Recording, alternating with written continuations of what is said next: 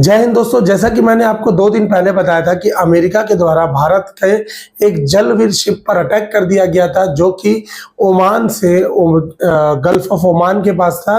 वो straight of Hormuz के साथ से भारत आ रहा था, बट अमेरिका ने उस पर ब्लॉकेट लगा के रखा था और बिना वार्निंग दिए ही अटैक कर दिया। उस चीज पर एस जयशंकर साहब ने अमेरिका के जो सेनेटर है मार्को रूबियो, उनको कॉल किया। वो अमेरिका का आप वो देखिए नेचर कैसा है, जबकि उसको मालूम है कि इंडिया भी उसका बहुत अच्छा अलाई है, बहुत अच्छा देश है, मतलब मित्र मुल्क ही है। हम अमेरिका से हमारा कोई बहुत तगड़ा झगड़ा नहीं है। फिर भी आप देखिए कि वो इतने कड़े चीजों के बाद भी, इतने बदसलूकी के बाद भी भारत से माफी नहीं मांगा। माफी का छोड़िए, वो ये भी नहीं बोला कि भाई हम कंडेम करते हैं, हमको ऐसा नहीं करना चाहिए था, ये गलती से हो गया, ऐसा कुछ नहीं।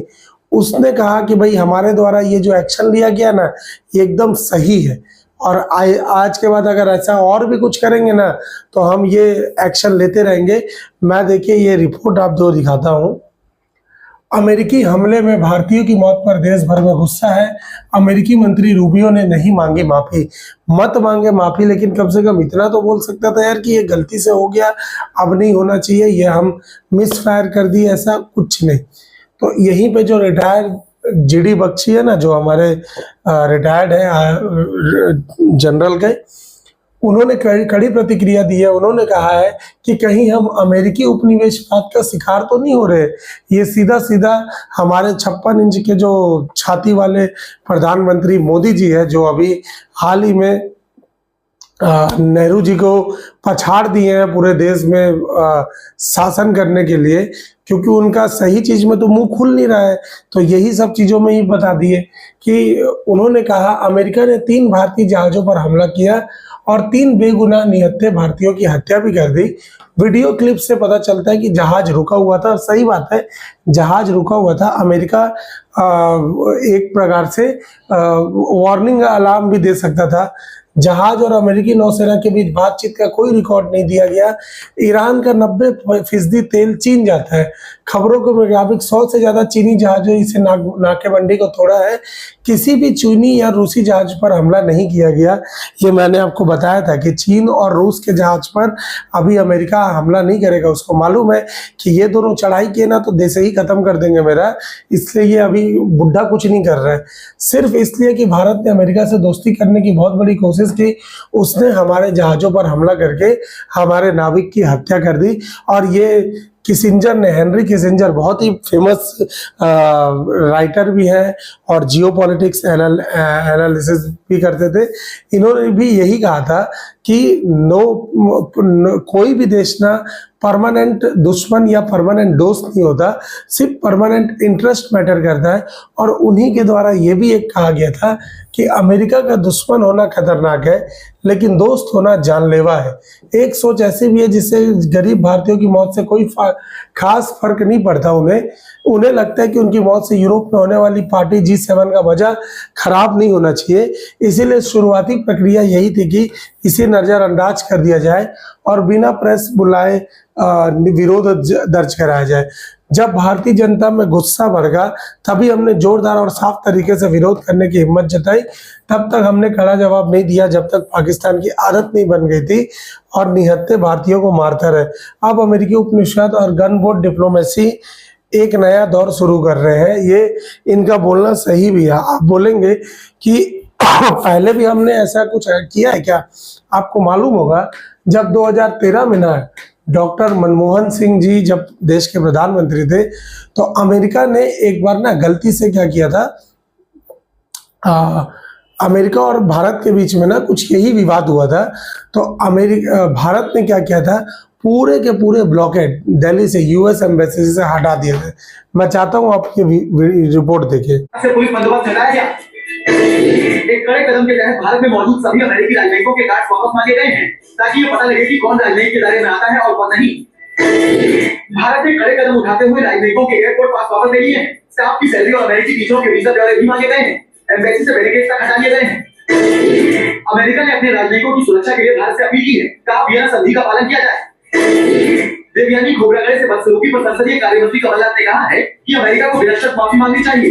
टाइम्स ऑफ इंडिया के मुताबिक अमेरिका में गिरफ्तार भारतीय राजनयिक वैज्ञानिक खोबरागड़े की कपड़े उतारकर तलाशी ली गई और उन्हें थाने में नशेड़ियों के साथ रखा गया। अमेरिका के न्यूयॉर्क में वरिष्ठ भारतीय डिप्लोमेट देवयानी खोबरागड़े के साथ जो कुछ भी हुआ, जिस तरीके से अमेरिका में उनके साथ अवैध व्यवहार किया गया और उनके ऊपर आरोप लगाए गए हैं, उसको लेकर के यहाँ पर दिल्ली के शांति पथ पे अमेरिकन एम्बेसी के सामने प्रतिक्रिया देखी जा सकती है, भारत सरकार की प्रतिक्रिया देखी जा सकती है। यहाँ पर भारी सिक्योरिटी का एरिया है यहाँ पर, लेकिन आज दिल्ली पुलिस की सारी सेवाएं यहाँ पर ठप हो गई हैं, क्योंकि दिल्ली पुलिस ने यहाँ की सारी बैरिकेडिंग हटा ली है। जहाँ पर हम इस समय खड़े हैं वहां पर सामान्य तौर पर खड़े रहने की इजाजत नहीं होती है, यहाँ पर गाड़ियां नहीं आ सकती है, लेकिन आप इस समय देख सकते हैं दिल्ली पुलिस की क्रेन यहाँ पर खड़ी है और यहाँ पर जितनी भी सिक्योरिटी के इंतजाम थे वो सब हटा लिए गए हैं। यहाँ पर जो जिस तरह से आप भीड़ देख रहे हैं, ये एक वक्त था जब 2013 का बात था, जो देवयानी केस हुआ था, उसमें डॉक्टर मनमोहन सिंह ने ये निर्णय लिया था। बताइए, वो भी एक वक्त था। उनको चुप्पी बाबा बोलते हैं, ये तो चुप्पी 2.0 है भाई, ये तो बोलता ही नहीं है, ये थोड़ा ज्यादा ही बोल देते हैं। मतलब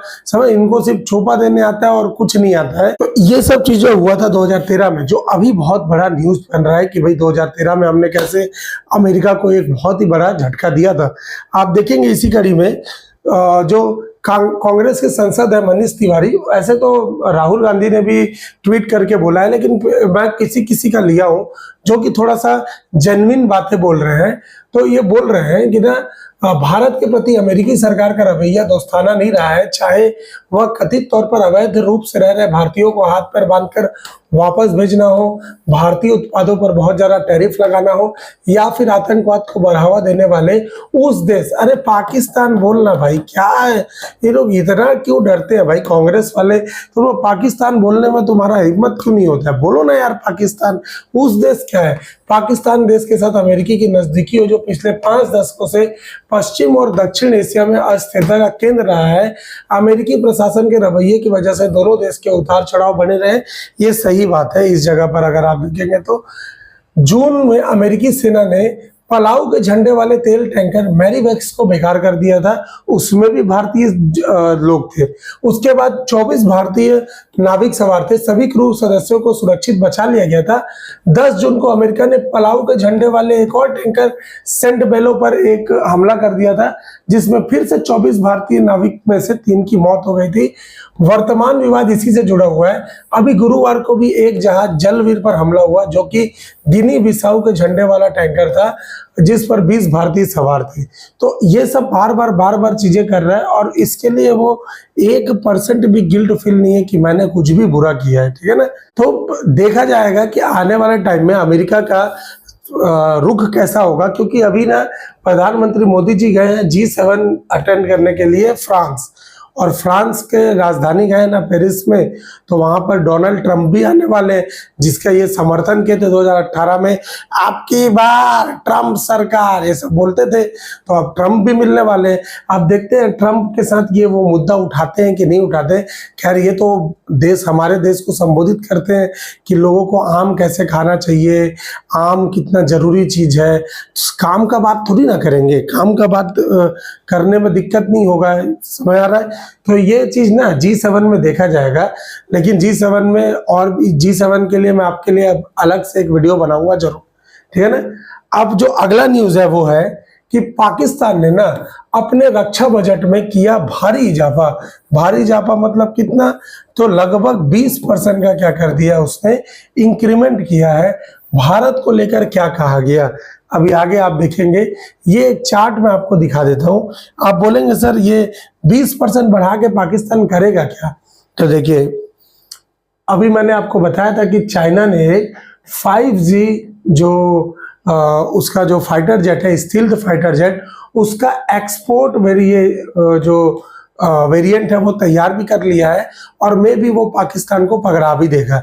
तो पाकिस्तान जो अपना डिफेंस बजट बढ़ाया है ना, इसी को खरीदने के लिए बढ़ाया है, क्योंकि हमने क्या सही समय पर ऑपरेशन सिंदूर छोड़ दिया था। यही सबसे बड़ा देश में प्रश्न है कि क्यों हमने पाकिस्तान को और टाइम दिया है। अब जहां हमने अटैक किया था, पाकिस्तान उसमें फिर से उस चीजों को पूरा अच्छे से बना ले रहा है। अब हो सकता है कि वो चाइना से और अच्छे अत्याधुनिक हथियार ले ले ताकि वो हमारे ब्रह्मोस, राफेल ये सब को और कड़ी चुनौती देने पे सक्षम हो जाए। देखिए आज के डेट में कुछ भी हो सकता है। अगर कोई देश चाहे ना तो किसी दूसरे देश को सपोर्ट करके युद्ध को लंबा खिंचवा सकता है। आप यूक्रेन और रशिया का देख सकते हैं।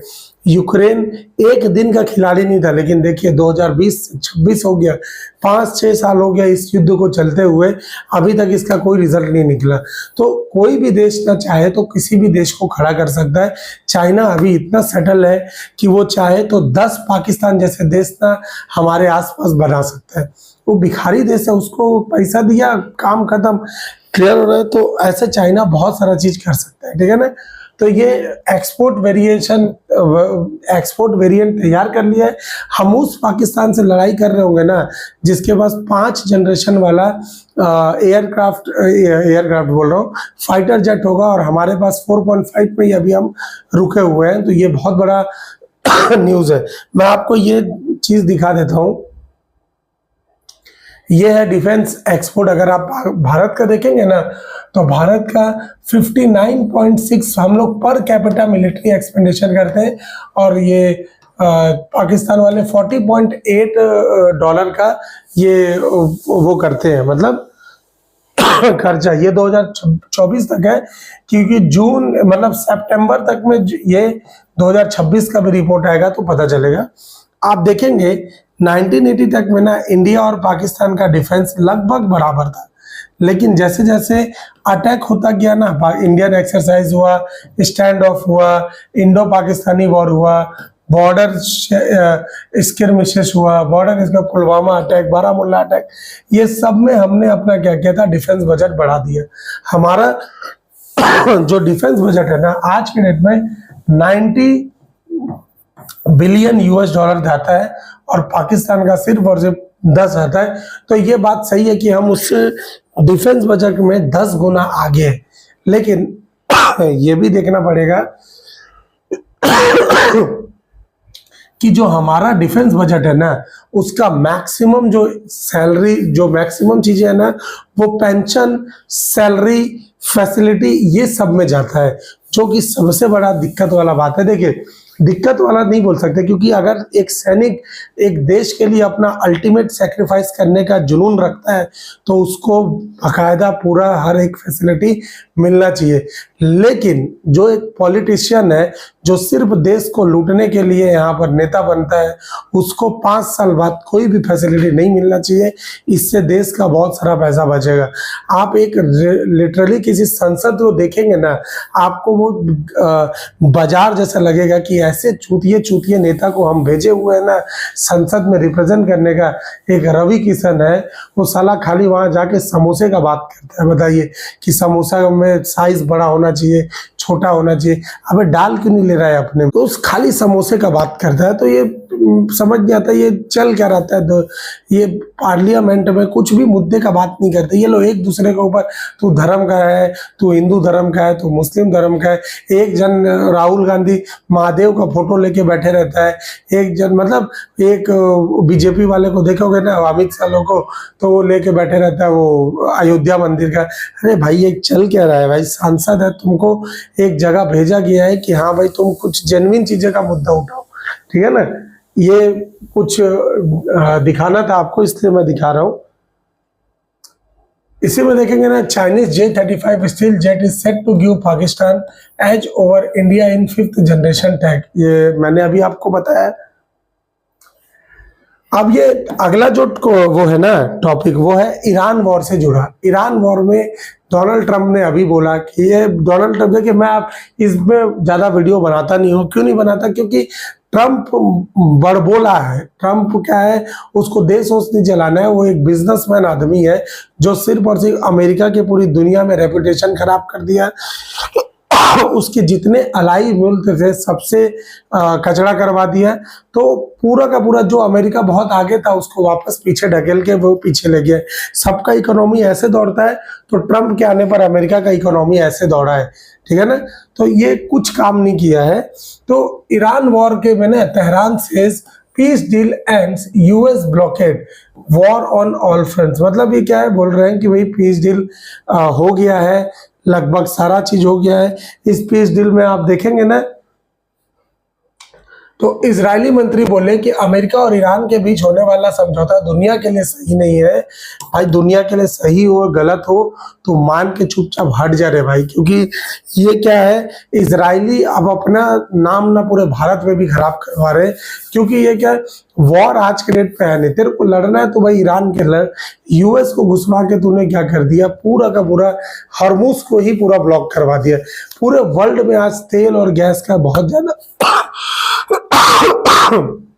दिक्कतें आ रहा है, माफ करिएगा, क्योंकि अभी भी मेरा गला उतना ठीक है नहीं, ज्यादा बोलने पे ये पूरा दर्द दे रहा है। फिर भी आप समझिएगा मैं क्या बोलना चाह रहा हूँ। इसके पूरी दुनिया के लिए बुरा बताया है। ईरान को ऐसे तो इजराइल पूरा का पूरा, ईरान, पाकिस्तान, सीरिया, वो लगभग सारे मुस्लिम कंट्री को ही ना वो टेररिस्ट ही कंट्री बोलता है, और मुस्लिम कंट्री ये ईरान इजराइल को टेररिस्ट बोलते हैं, ठीक है ना। तो दोनों एक दूसरे के ऊपर बोलते रहते हैं, इन दोनों का चलते रहता है। यहाँ पर देख रहे हैं ना, जो डील हुआ है ना वो 300 बिलियन इन्वेस्टमेंट का बात है। या तो यूएस 300 बिलियन डॉलर ईरान को देगा, या फिर 300 बिलियन डॉलर का इन्वेस्टमेंट करेगा ईरान में, पता नहीं कैसे करेगा। लेकिन ईरान ने कहा है पहले ही कि हमको ना 24 बिलियन में से ना 12 बिलियन तो अभी ही चाहिए, कि भाई तुमको पता था इजराइल हम पे अटैक करने लग गया, ये वो, तो भयानक चल रहा है ये सब चीज़ों में। और अभी भी फिक्स नहीं है कि इनका जो न्यूक्लियर वाला जो डील होने वाला है वो होगा कि नहीं होगा। ये देखना बहुत इंटरेस्टिंग रहेगा, ठीक है ना, कि बुड्ढे के साथ दूसरे लोगों का जो डील है वो हो रहा है कि नहीं हो रहा है। ये जैसे ही कुछ इसमें अपडेशन आता है मैं आपके लिए वीडियो जरूर लेके आऊँगा। तब तक के लिए मेरे चैनल से जुड़ने के लिए बहुत बहुत शुक्रिया। Thank you so much. जय हिंद।